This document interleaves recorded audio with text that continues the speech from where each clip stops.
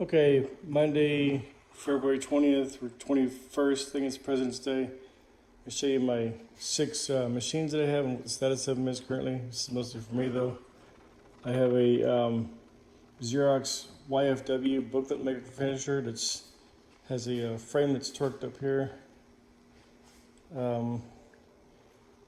This does have the booklet maker finisher on it, and it's got 2 of the broken flaps, both 5A and the loose one over here for 5B. I'm sorry, the bottom one, 5B, it's just loose in there. It actually does have, this is the belt for the CZ folder. It actually does have the correct bracket in there with a dip in there and with the pin. And a big wiring connection in the back, this one right here. This is the correct wiring for it right here in the back for the sensor here. Then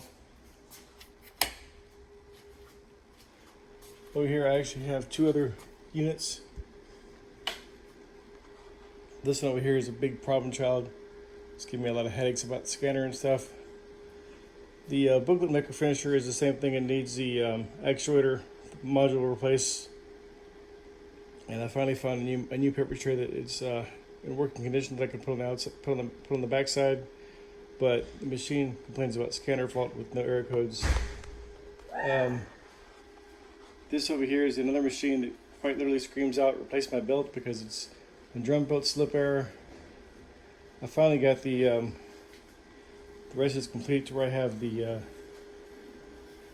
plastic tab on here, this shelf here with the rest of the plastic shelf.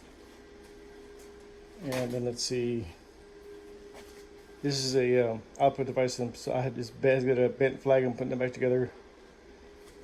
And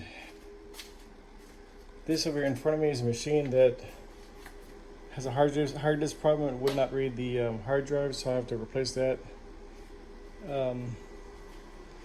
This right here is my old machine from Kathy Drive.